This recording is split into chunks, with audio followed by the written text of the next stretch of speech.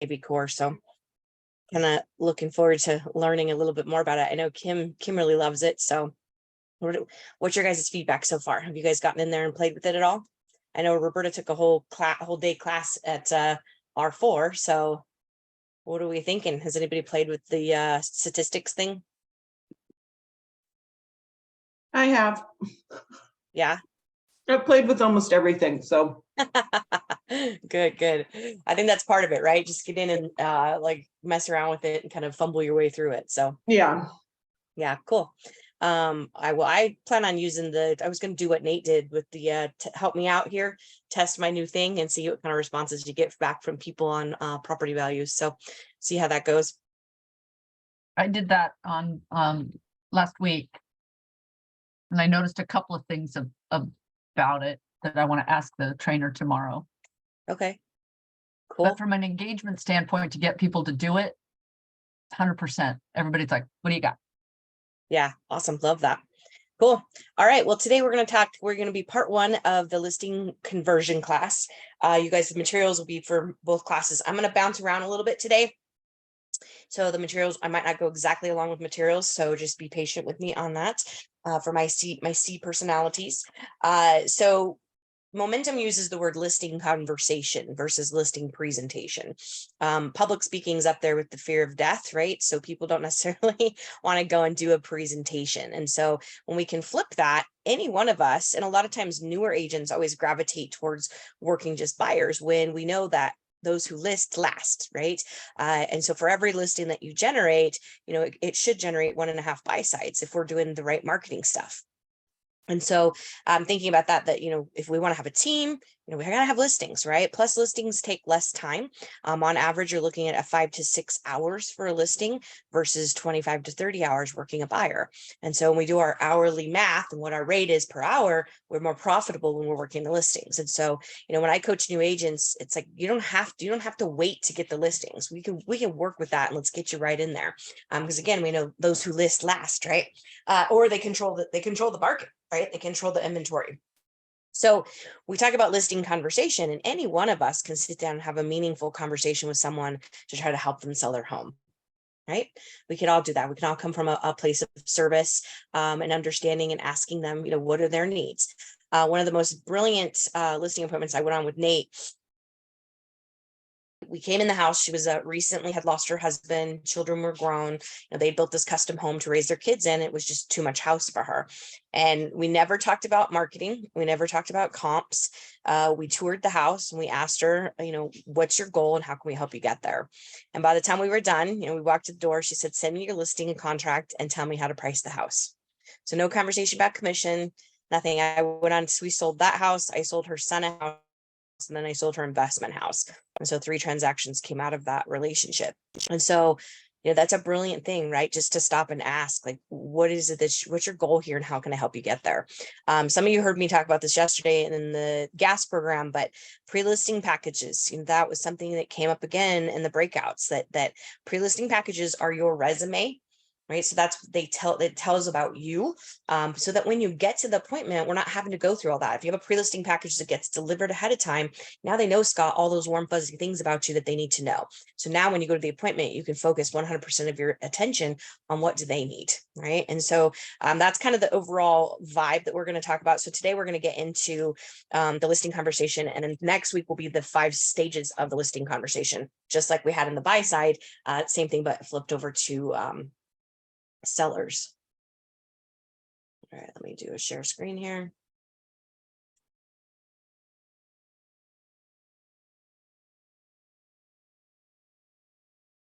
So our overview, just like any of the momentum classes, is we want to teach you a conversational approach to help you work with sellers, help them make informed and intelligent decisions. Selling real estate, buying real estate can get emotional. And so it's our job to help kind of, calm those nerves, right? To help them make an informed and an intelligent decision. The expectation is that we want you to feel confident enough to start talking to people who might want to sell their home. Raising the flag and saying, hey, I'm your guy, right? Having those serious relationships with sellers. And the result is 16 to 10 additional closings. Or if you're new, this is, your 16 to 10 closings coming into your fold. And we're going to talk a little bit more about that.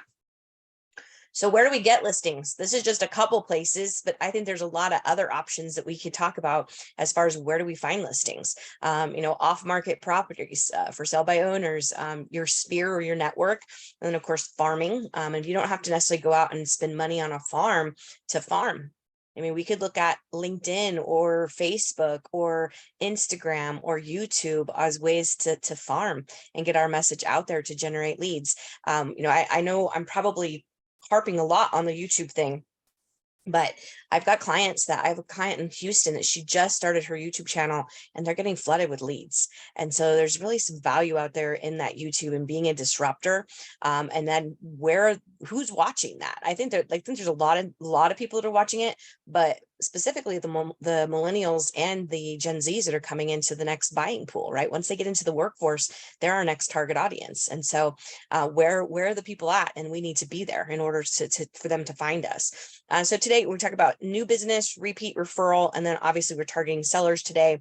We just talked about KV course, having a good client care system that you can keep in contact with people, keep copious notes, details of things. Years ago, we had the FBI come knock on our door for a fraud case, and it felt really good to just be able to say, here's all of our records from our CRM, and having all those notes, right? So, and plus our memories, they get a little fuzzy as we get older, right? And so having good notes in there that you can remember people by. So talking about, we'll get into the weeds of some ads, just listed postcards, how do we market on the internet, etc. But first, let's talk about the financial consequences of an effective converter. And so, Nate, if you ask Nate, do you prospect every day? And I always kick him in the shins when he says no, because it's counterintuitive of what I'm telling you guys to do, right? Or it's counterproductive of what I'm telling you guys to do. But what he will tell you is that every day something goes out to let the people in his orbit know that he's in business. And every day something's getting pushed out, whether that's something in print mail, social media, whatever. Every day something's going out to say, hey, I'm your guy, right? And so now, and I don't think we have a problem really generating leads. I think we have a problem converting leads because we don't know what to say, or we fail to follow up. We fail to follow up enough, right? Internet leads are 12 to 15 touches. And so, that seems nauseating. Back when I started selling real estate, I'd do 3 touches and then your contact information went into the trash. Right? Because I would move on. Would that work today? No, I would starve. And so we have to continue to follow up until they either work with you or they tell you to pound sand. So converting, how do we convert? We got to have scripts and dialogues, and we got to be good at the scripts and dialogues. So we look here, if we're going to work 45 weeks in the year, 1 appointment a week. How many of you think you could set 1 appointment a week? I'd like to see all your hands going up, because I think even if it's, I think we get caught also in the mindset that we have to have an appointment with someone who's thinking about selling or thinking about buying. How about we just set appointments to get face-to-face with people? Right? How about we do that? This slide is talking about an actual seller, but I just want to emphasize that we could still have face-to-faces with people that could result in conversations about real estate. If you would have told me, I moved in this house last March. If you had told me, at Christmas time that year I'd be moving, I would have told you you're crazy, right? But things happened very quickly, and it was in a blink of an eye, a decision was made. Okay, so you never know that those seeds that you're planting because you had a face-to-face with someone could result in business. So going back to the slide, so if we had just 1 listing appointment a week, maybe 4 additional opportunities. If 70% of those we actually went to, which I think is conservative, that'd be additional 32 meetings. If only 50% of those people listed with you, which again is conservative, the national average is about 65% is what conversion rate is. And if you're at 90% or 95%, you're only going on listing appointments for family and friends. And so when we talk about these 50%, these are people that don't necessarily know you. They're not in your orbit. So if 50%, let's just be conservative, that would result in 16 additional listings. And if only half of those sold, which we know is not true, in Arizona, or at least in our MLS, about 25% of homes fail to sell every year. So 75% will sell. Now, I don't want that to be true for you. I want 100% of your stuff to sell if we can help it. That 25% is typically pricing condition, and that's why those homes don't sell. So just being conservative, that results in 8 transactions at an average of, let's just say, 10 grand commission. That's $80,000 just from 1 appointment per week. Imagine if you went on more than one appointment per week, right? And so I love this. And then the rest of the slide shows that, if you went on, 2-3 appointments a week, what that could result in. You guys could do the math. Be a pretty good year, right? Steve Cushing in our office, he talks about that's his business plan, 2 appointments every week. That's it. All right. And he goes on, he does a lot of open houses. So love that. Just so simple, yet incredibly powerful. So page 5. And oh, by the way, just a real quick plug. Next Friday, the 14th of April, Verl Workman from Workman Success, who Roberta, Nate, and I are all coaches for. He's coming to town.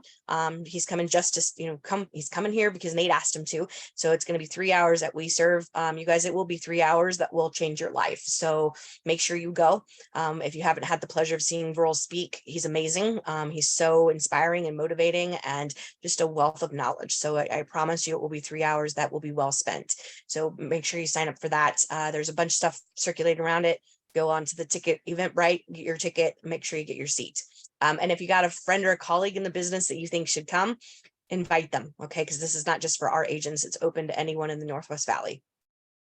Well, actually, And I guess just want if to they echo, yeah. I just want to echo to everybody that this is life-changing. His charisma and his enthusiasm for helping agents is phenomenal. And even if you take only one nugget out of that meeting in 3 hours, it will be well worth it, and it will change your business. Absolutely. Yeah, I agree. Thank you. Hold on. I got somebody trying to jump in here. Admit. Okay.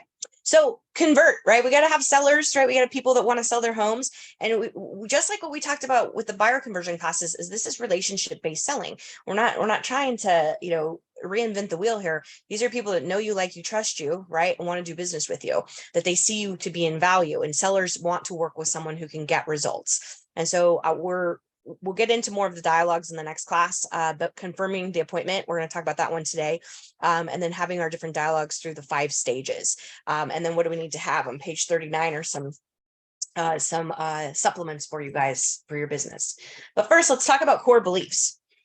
So core beliefs, we got to have our mind in the right spot. Years ago, there was an agent in our office that he would go on a listing appointment, and he would go an hour beforehand, and he would drive around the neighborhood, and he'd find a coffee shop or a McDonald's, and he would just review his comps and review his listing plan. And the reason he did that is he wanted to experience what it was like to be in that neighborhood before he went on a listing appointment. And I thought that was brilliant, right? Talk about really getting your mind in the right spot. And so having these beliefs. So one of my personal beliefs is number 2 is I live in a world of abundance. I say that on a regular basis. It just is a really good core belief to have, right? And abundance applies in a lot of areas, not just in money, okay? Some of you that are new, number 1 is going to really stand out. There's no growth without discomfort. If you think about going to the gym, right, if you move your muscles, there's discomfort, but it's good, right? It's good discomfort. And then number 6, cost is only an issue in the absence of value. And so when we think about this, if you sit across the table from someone and you're asking them to pay X apples, you have to ask yourself, am I delivering enough value to warrant X apples? A couple years ago, we took my stepson for his graduation present. We took him and his best friend skiing. And we rented a little cabin over in, I don't know, Pine Top, where we were at, out in that area. And I forgot my cooking spray. And the whole point of renting this cabin was to have meals in and that kind of thing. So only one little grocery store in this town. And I go to get cooking spray, and it's a little jar, and it's like $7.99. And I paused because I could get at Costco for the same price, double the size times 2. And so I paused and thought, Kristen, do I really want to pay $8 for this little tiny can of cooking spray? And I love this example because, again, objection over commission comes when we have an absence of value. I had an objection to buying that can of cooking spray because it was ridiculously overpriced, right? And knowing the value I could get at Costco, okay, so I did end up buying it because I needed it.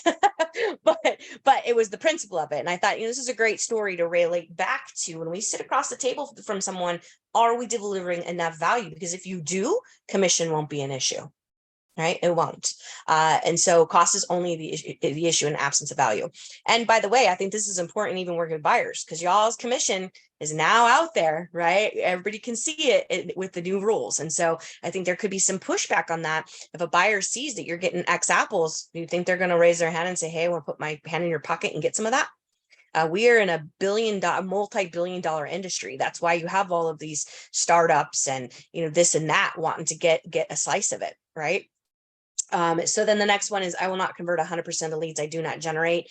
I can't say this enough. You shouldn't get out of bed every day and wonder who needs your services. Fill your pipeline, right? We want C leads, because C leads mean I have business in the future. I want A's too, don't get me wrong, but I don't mind having C's, because then I know in 3 months, 4 months, 5 months, I've got a deal that's going to be coming into my life, right? So fill your pipeline. Home sell for 2 reasons: price and exposure.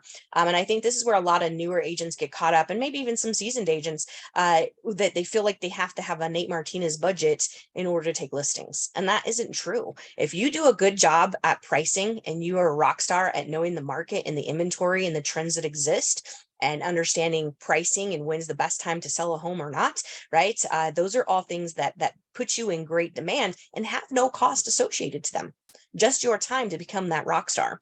And then the MLS, it's the biggest and baddest tool we have. It syndicates out to hundreds and hundreds of different websites out there.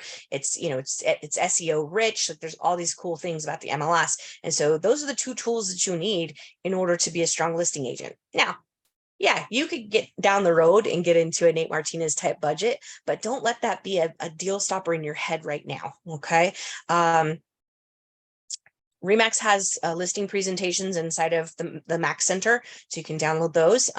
You could also look at the Workman product that we have through our training center. It's called Slam. Slam has a whole listing presentation that y'all can download as well and customize your own. So, but don't let that even be an issue. Don't let that be a stopper for you, that you feel like you have to have this polished presentation. If you do, go get one, but don't make it something that holds you back. Okay. Because why? We list, we control the market. And then lastly, that pricing homes is not necessarily an exact science. Sometimes homes sell for weird prices, right? There's a motivation under there that we're not aware of. But I'm not saying this gives you permission to not be a good pricing strategist, but sometimes there are things that happen beyond our scope, and that's okay. Okay. And sometimes you got a buyer's got a motivation that we don't understand. Get out of the way and facilitate the deal, right? Okay, so vital activities. I'm not going to spend a lot of time on this, just because we have a whole class dedicated to vital activities. But just like last week, number 1 and 2 are there for a reason as number 1 and 2, right? So lead generation, lead conversion. So we find the lead. Now we got to convert the lead, right? So we got to know what to say to make that person feel attracted to us. Admin preparation, this is all your paperwork, which, by the way, 75% of what we do is non-dollar productive activities. That's why it's important to delegate and use a transaction coordinator. Marketing and exposure, that's my favorite part, right? Presenting and negotiating, also part of my favorites, is going in for the kill, putting the deal together, and then your closing preparation and post-closing activities. I said this last week, is that I want to try to show up on moving day, whether that's a buyer or a seller, because people forget to eat on moving day. And so that's a cool thing to do, to show up with food and drinks. While I was at that AAR thing, and I'm sorry if I'm repeating myself for those of you who were on the gas program yesterday, but I heard a really cool idea was to have the seller, during an inspection period, leave snacks for the buyer. I thought that was really smart, right? Have some snacks and a cold drink. She made the funny about that there's nothing that makes an inspection go bad if someone's hangry. And so I think it creates that nice relationship between a buyer and a seller, because sometimes we get off on the wrong foot, right, in our negotiation periods, and then everybody thinks everybody's jerks. And so I just thought that was a really cool idea. That's something I think I'm going to implement in my business, because I just think it's a real nice touch. So post-closing activities too, right? So show up with cold drinks, but also follow up with a request for review, and don't be afraid of bad reviews. We can't learn and grow and improve our business without getting that feedback. Okay. But asking for the reviews is important. And also, just following up to make sure everything's okay. The first week, things spring leaks and break and do things. So it's just important to show up. All right. So these pages I'm going to whip through here. These are pages, where am I at here? 8 through 10. And again, we have a whole class on this that's dedicated to it. So let's talk about your key indicators of success. So these are your bragging rights. Okay, so how many of your listings sell, right? Hopefully 100%. Sometimes we have a weird thing that happens, right? Where something doesn't sell. What's your average list price to sales price? We had an agent in our office a few years ago that she was very good at negotiating her listings and negotiating for her buyers. And most agents kind of fall into a cadence, right? Where this just becomes our style. She was very clear that when she negotiated for sellers, listings sold for above asking. When she negotiated for buyers, she negotiated concessions and sometimes, money off the price, which in this last market, of course, I don't know what her business looks like today during the COVID market, but when she was with us, there was a very clear distinction there. You could tell who she represented in that transaction. So what's your list price to sales price? When you're a seller and in a weird market, right, those are bragging rights that you get attention, right? Your average days on market, right, to get an offer, average days to close, your average 5-star ranking, right, whether that's on Facebook or Google Business, and getting those testimonials. Okay. Google My Business is the place to be with that, you guys. So make sure we're pushing that out and make it easy for people to connect with you. So we're going to talk more about this between today and next week, but the approach here is we have the meeting. We want to see if we can establish a win-win, and then we want to justify the price, and then we have a 7-step pricing class that is coming up. And if you guys take that class now, you can say that you can use the trademark on that. That is a 7-step program that's trademarked. So you can use that for your marketing, which your competition doesn't have. And then we want to hold the plan accountable, maximize the sales price, negotiate any repairs, and of course, get them across the finish line, right, to get to closing. We want to basically make sure that your sellers that work with you, again, they make that informed, intelligent decision, and that they're intentional, right? And they're engaged in the win-win relationship. It doesn't make sense for you to take a bunch of overpriced listings because that's a win for the seller, right? It's not a win for you. Okay. And actually, it's not even a win for the seller, because if the house doesn't sell, then it's not been a win for anybody.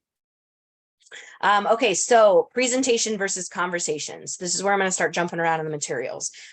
So we want to stop inviting sellers to have a listing conversation or presentation. Instead, have them come to a value-added, high-effective listing conversation. So we need to meet to see if we can create a win-win working relationship.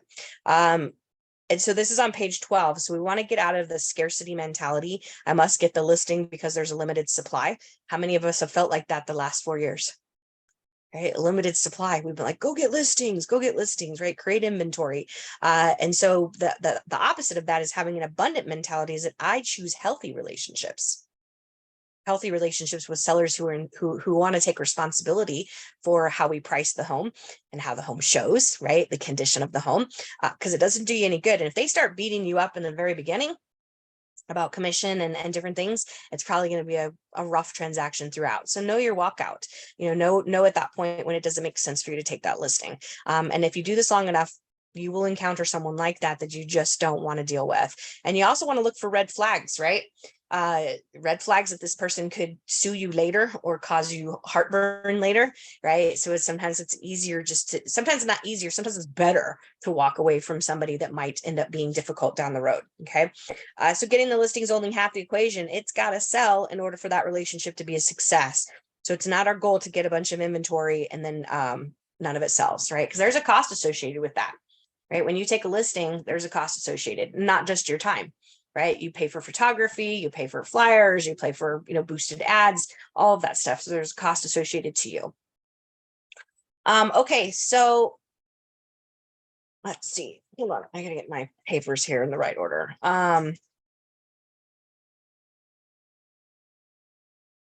Okay, so this is on page 16. Sorry, this is where I'm jumping around here.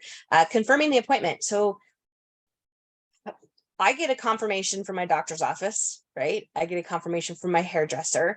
There's all these people out there, businesses out there that send confirmations, but it's not something we always think of doing as realtors. And so I think that this could be a really great dialogue on video, to send a video text, especially if they don't know you. They haven't met you, and maybe our pictures from the glamour shoot at the mall way back in the day, right? We haven't updated our photo. The dialogue is, hey, did I catch you at a good time? The reason for my call is to make sure that both people, if there's more than one person involved, will be there tonight, tomorrow, whatever the day is. I really appreciate your time. I look forward to visiting with you tonight. If one of them is going to be unable to attend, we want to reschedule. Unless it's just impossible, like they're overseas or, out of town or whatever, because it's like, remember the game of telephone? Did you play that when you were kids? Right? Have the string hooked, right? And so it was hard to always hear what was being said. It was muffled, right? And so when we have more than one person involved in making that decision, what they convey back it may not be what, if you got two people, they're hearing different things. And I have this, I'm living proof of this. My boyfriend, as some of you know, was scheduled to have surgery on his neck, and his sister had gone with him to the appointment. And I called her and I said, what, a week out, I said, hey, what, tell me what happened in the appointment. And she heard a completely different perspective from the doctor. Two people in the same room, completely different messages. And so hence he is not having surgery. We are doing pain management. And so completely different messages. He was ready to go to surgery, right? But yet the doctor was saying, hey, here's an option. And so when we have a listing appointment, if there's two people involved, your message is not being heard by both parties if somebody's absent. Okay, so reschedule it if you need to. Okay, so getting on the listing channel. This might sound a little hoo-ha for some of you, but half of what we do in this business is what happens up here, right? We can think ourselves into abundance, or we can think ourselves into scarcity. Spend 5 minutes on CNN, right? And you just want to crawl back in bed. So I saw a lady speak at the AAR thing, and I'm sure Liz Ricci is probably going to touch on water at our meeting on Thursday. But the stuff she was sharing about the water in Arizona is not what's on the headlines. Right? It's not what's making the clicks. And so kind of, just be really careful about what we put up here, because what you put up here, again, can control whether you have scarcity or abundance. So clearing your head, right? We want to get on the selling channel. So clear your head of any distractions. If you had a fight with your spouse, or you're running late, or traffic or whatever, right? We want to clear all that out so that when you get there, you can be fully present. And then focus on the conversation at hand. So imagine the desired results. Right? You were praying on the way there, they're going to list their home with you. So focus on those desired results, visually run through the appointment and them getting you getting the yes answer that you want, right? Review your comps. That's super important too, that the data. We'll talk more about this in the pricing class, but the worst part of going on a listing is if they know something about comps that you don't. That will throw you off your game faster than anything. And so you really want to spend the time to be a good steward of discovering why homes sold or didn't sell in that neighborhood. Okay. And what are the features that exist? And so, like I said, nothing will throw you off more than that. And also don't be afraid to do a 2-part listing appointment. If something is really complicated and it's a custom home, or it's rural or whatever, don't be afraid to go tour the house, gather the facts that you need, and then come back, run your comps, and then have a second appointment. Don't be afraid to do that, because sometimes that is going to be required. Sometimes, if it's not a cookie cutter house, that there's really good data in MLS, you might need to go do that. Or if something's been highly upgraded, you might need to go see it and touch it and feel it and see what that looks like before you can actually do comps on it. Okay. So getting your head in the right spot. So if you've got a mantra, we just ran through core values that you could review before a listing appointment. Maybe it's a song, right, that gets you just really jacked up and gets you high vibe to go into that. All that stuff works, you guys. And again, I know it might sound a little hoo-ha, but if it works for athletes and other professionals, why wouldn't it work for us? Okay. All right, so arrive on time. This is really important. And having been married to someone who was chronically an hour late to everything, including his job, never understood how he didn't get fired. It really stressed me out, because I was raised in an environment where if you're not 10 minutes early, you're late. And so I've sat in my car a lot, because 10 minutes, not everybody wants you to be early. But being this, you really convey, I shouldn't say you, because I don't know if any of you struggle with time, which none of you do, because you're all super early to come to Zoom. But people who do struggle with this, it conveys a message to the seller that we don't respect their time, right? That we're not in control of our own time. And so it really sends some very unprofessional messages. And, if I'm going to be even 30 seconds late, I'm calling to say, hey, I'm right around the corner. I hit a red light, whatever. And so it's just really important that we respect the importance of being on time. Park on the street, not in the driveway, right? We don't want to send that message that we are the dominant, right, to park in the driveway. If your car has any kind of tattoos on it, make sure you're asking, or even a vanity plate, make sure you ask that seller, is it okay if I park in front of your home? Because sometimes they don't want the neighbors to know, sometimes they don't want their children to know. And so be respectful of that if you've got a tattooed car. If you've got oil leaks, definitely don't park in the driveway. So, but plus people can come home late, right? Like the spouse might be running late and you're in the driveway parked in their spot. You're already sending a bad message. When I was a kid, my mom in this condo we lived in, she had a certain chair that she always sat in. And when she'd come home and my friends were in her chair, she'd just get so bent.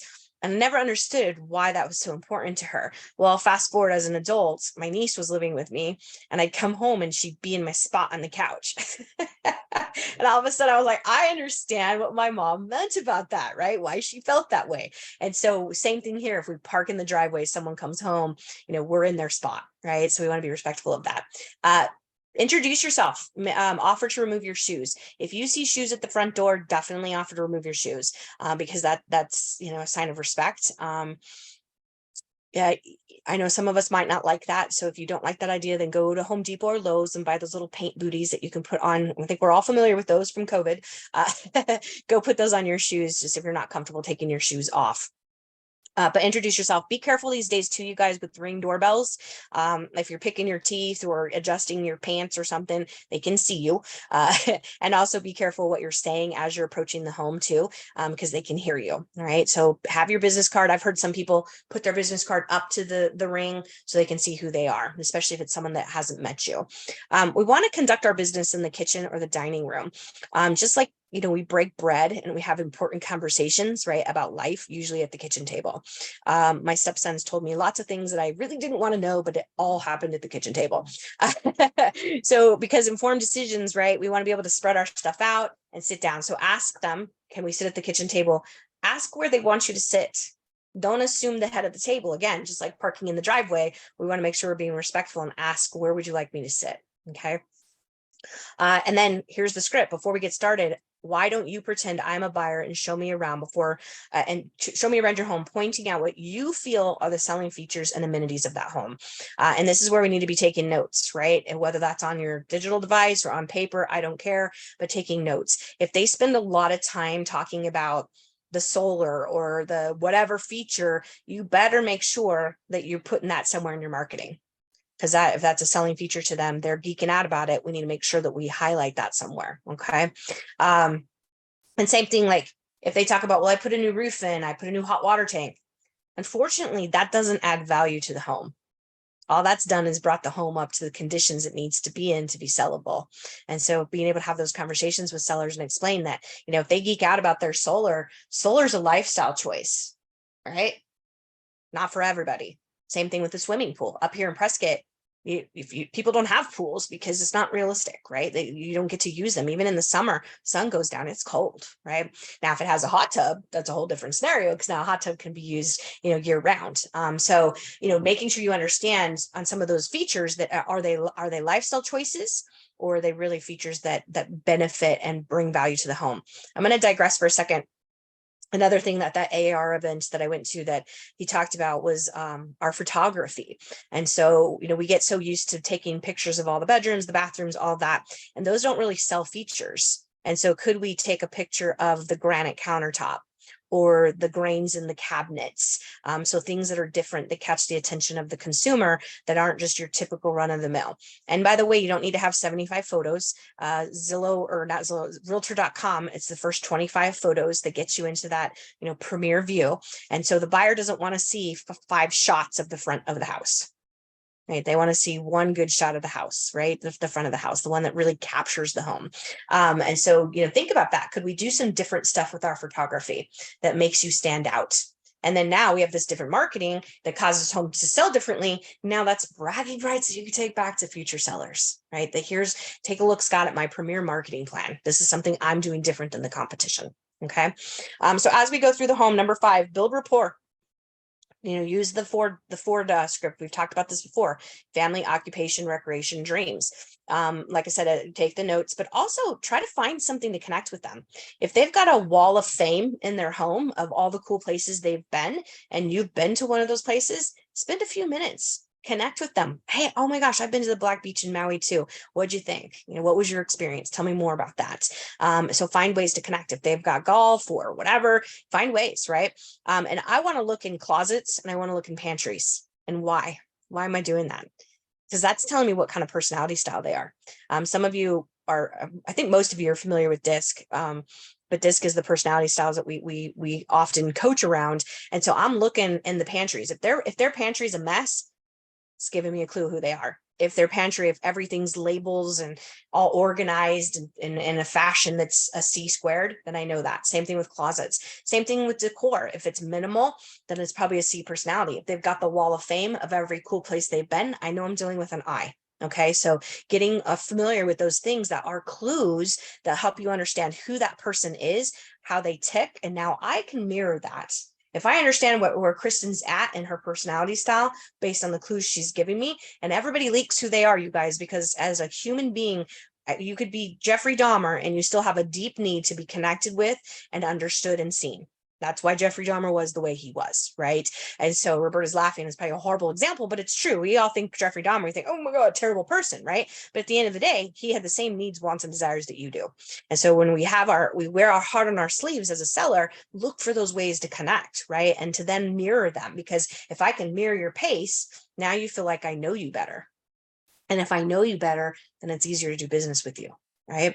I should probably do a DISC class, huh? How many of you would like to have a DISC class? Anybody? Roberta, yeah. Scott, did you take a DISC when you onboarded with us? No, I did not, but I've You done did them in not? the past. Okay. Maybe I should get that. Kim's raise your hand. Okay, maybe I should do a class on that. Val, did you do it? Did you do the DISC when you onboarded? I did it, but I haven't gone over the results with anybody. Okay. Yeah, I'm happy to do that with you. I'm kind of a nerd about that stuff, but maybe I'll get that scheduled here coming up. So anyway, because it's great, right? It's a great way to break the ice with people and try to get to know them. And then come back to the kitchen. Again, ask to where you'd like to be seated. Be respectful of that. Okay. All right. Make sure I got my notes here. Like I said, I rearranged this so we'd have a different flow. So the listing conversation. So be a strategist, right? We want to be a strategist, a consultant, a strategist, right? A strategist sounds way cooler than saying realtor, right? So the conversation. So this is on page 20. Not all realtors behave alike, right? And people have a perception of realtors that isn't also necessarily accurate. A long time ago, there was this TV commercial on, and it was for, it was a couple, and they were getting into bed, and like, gosh, it feels so good to have our lender picked out and picking the right lender to buy our home. And then one of them looks at the other, goes, oh gosh, what about the realtors? And they fly out of bed, come down the stairs, they flip on the switch, the back porch, and there's all these realtors with a card saying, pick me, pick me, pick me. And so I hate that commercial, but it's a great example in the fact that people don't know that we're different. Some people think that RE/MAX pays your car payment, right? So they don't know how you're different. And so not all realtors behave the same. And so we want to make sure we let them discover how you're different. And that's where we'll get into the listing conversation. Number 2 is that we find and agree on the most appropriate price point. That is where, the rubber meets the road when we're dealing with sellers, because we know if it's priced well, price can overcome condition and location. Overcome smells, all kinds of things, right? So it has to be priced right. And so we'll get more into that about understanding the benchmarks and the trends that exist within homes and where to price them at. Okay. And then we have the roles, and we'll talk about those next week, the roles and the expectations of having this relationship together, which, as I shared in the buyer class, to me, this is such a brilliant tool. And I hope all of you will implement it into your listing conversations and your buyer presentations. So telling your sellers that you're different, right? That's not enough. We have to allow them to self-discover. So walking down the path with you, why you're different. Okay. So we want to engage them. We want to deliver our message and then gain the commitment. Okay. So bottom of page 20, scripts and dialogues are a must. However, a lot of realtors mistakenly replace their personality with a script, resulting in disaster. You must combine your own natural abilities to charm and persuade with the following dialogues that we have that are words and the system to become yours. Okay. And then the bottom here, the reminder, be likable, not arrogant. Right. So have we ever met some cocky, arrogant salespeople? Yeah. And it's not fun to work with them. And usually the transaction is really crappy because they're more focused on being cocky and arrogant than getting the job done. We also want to stay curious. One of my favorite scripts is just the word "oh." Tell me more about that. Oh, wow. Right. I can elicit all kinds of different emotions just from the word "oh." Okay. And then we never want to imply that we know what's best for the sellers. And that's easy for us to do. Right? I took the fair housing class while I was at that AAR thing, and she talked about implied biases. And so the example was, you don't want to buy a house in the city because when you have kids, you're going to want to be in this school district. And so that's a bias that we say with good intentions, right? But what if I don't have any plans to have children? And what if the city life is really where I want to be? And vice versa, right? You don't want to live in that neighborhood because whatever, right? And so we have to be really careful with making assumptions that we know what's in the best interest of that person. So again, go back to my story about Janet. The most brilliant listing appointment was, tell me what your needs are and how can I help you get there, right? At the end of the day, you guys, we are servants. And what we do is we serve real estate needs. And so if we can stay in that place of coming from heart, our heart center, and who could say no to your goods? I started reading The Greatest Salesman in the World again. One of our agents texted me over the weekend and said, I was inspired by you 10 months ago in a class I took, and I've been studying this for 10 months and I just finished it. And I wanted to say thank you. So I was like, you know what? I need to get back to this book. And so one of the things that Og Mandino says in the chapter of, I think it's scroll 2 is, I will greet this day with love in my heart. And who could say no to my goods when he hears the love in my heart? Right. And so, Scott, if you come from a space of service and a space of humility and gratitude, and I'm here to serve you, who's going to say no to you? It's going to be really hard to say no to you, right? Versus coming in and pounding your fist on your chest. I know everything. I'm the best realtor. I know all the prices, right? Not the best approach. Okay. So again, stay in that heart center and know that if you're a consultant, and a consultant and a strategist, you can help anyone get the job done of selling their home. All right. That is what I have for you guys today. Next week, we're going to get into the 5 stages of that, but take a peek at the materials, look at what is there, read through it. There's a bunch of really good tools in here. We'll touch more on those next week, but that's it for today. So any questions, comments? I finished a little early today, I guess. Any questions, comments, thoughts, anything that came up to you? Let's see, who was so Kim was on gas. Monica, Val, were you in yesterday on the pods on gas? No, Scott, Roberta. No. Okay, we got a couple minutes. Let me just share a couple of these ideas. And sorry for those of you who are hearing this as a repeat, but I think it's warrants Well, talking as you about get ready for that, can I make a comment? Absolutely. Just because I had a conversation with one of my team members yesterday about this. When we work a referral business, which many of us do, we find that we're very comfortable with our clients, right? And so when they call and say, hey, I'm ready to list my house, we think, let's go do it. All we do is take the paperwork. We don't take the conversation or the presentation, still in my world. And I think it's really important to always be ready to go with your iPad or whatever to maximize the benefits we have of Remax for sure, to give them that extra confidence. Granted, I go to lots of listing conversations and sit and visit with folks, and then I remind them, hey, I brought more information. Would you like to see it? And I let them decide. But I'm prepared. By golly, it is in the can. It is ready to go, and it's all specific about their property.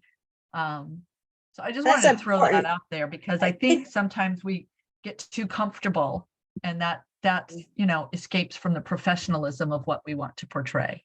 Well, and I think we maybe take a little bit for granted those relationships, Right. right? That we feel like we got it in the bag, so I don't have to deliver that Right. extra service. And when I have someone like that, I actually go above and beyond because I don't ever want them to feel like, I'm taking for granted the fact that they're repeat or, sent referrals.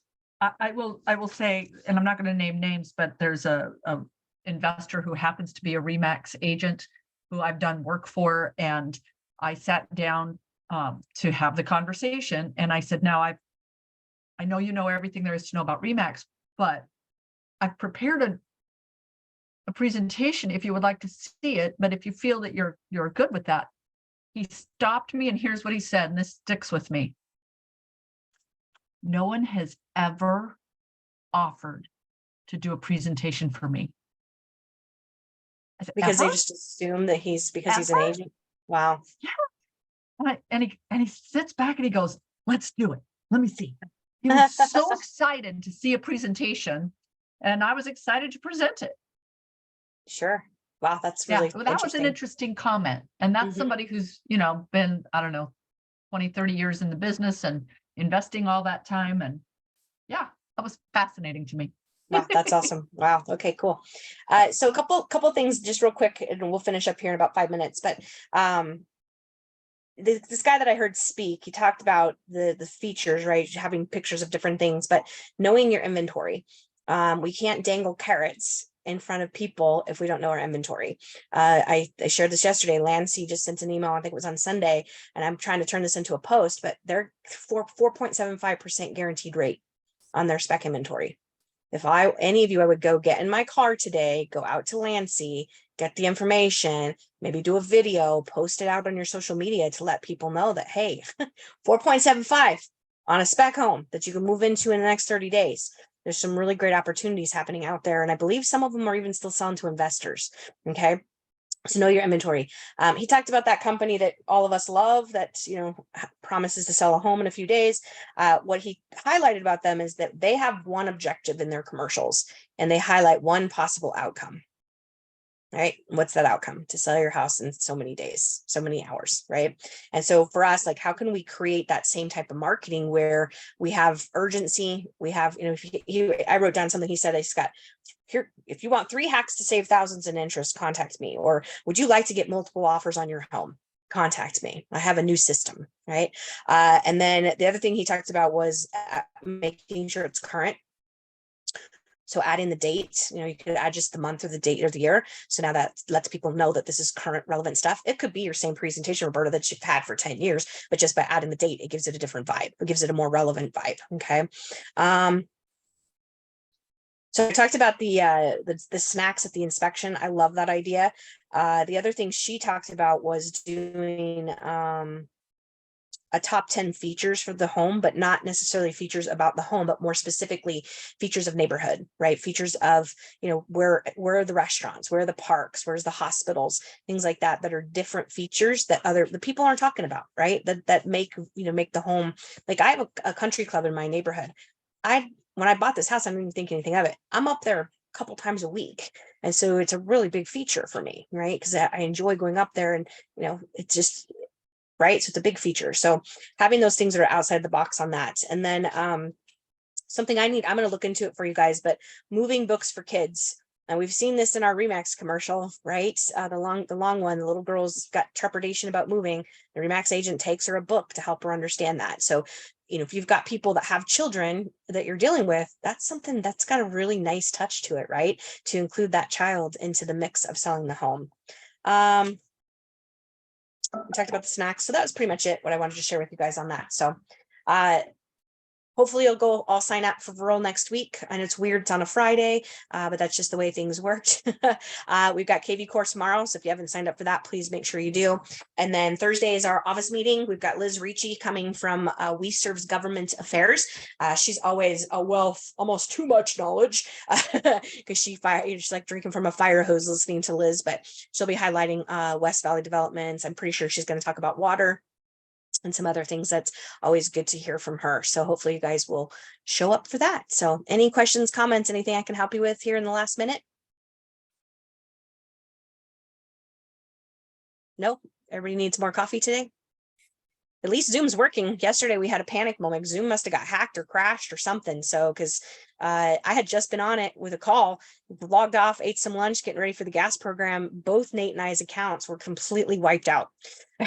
I have 3 accounts and they were all wiped out. I'm like, what is going on? And then somehow I don't know, it took us about 30 minutes. We figured it out. We're back in, but it was really bizarro. So I think Zoom must have they either crashed or got hacked. So one of the two. So, but what would we do? Yeah, go ahead. Oh, I was just going to ask when you're going to do the next slam. So, because I have never had any listing training. So all this stuff, like, I just feel like it's going over my head. I have no idea what I'm doing.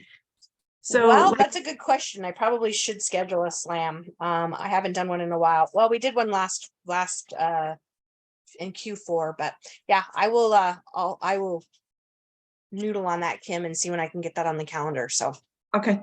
okay, awesome. All right, you guys. Well, I'm always here if you need anything, just a phone call or an email away, and hopefully I'll get to see some of you on Thursday in person at WeServe. Great. Thank you. Thank You're you. welcome. Good information. You're very welcome. You guys have a great day. And I know it's not as cold there as it is here, but stay warm and don't let the wind blow you away. So Thanks, you're welcome. See you guys on Thursday. Bye. Bye.